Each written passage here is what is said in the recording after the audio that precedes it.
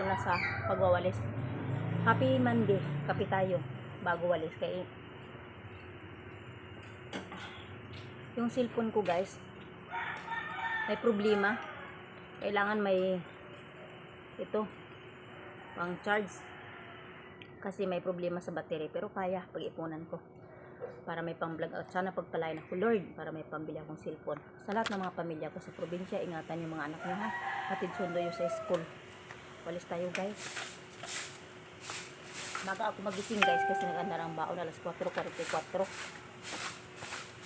Kasi pinupuri na ako ito ng barangay guys na malinis ang harapan ko. Maliit man o malaki ang bahay natin, malinis guys.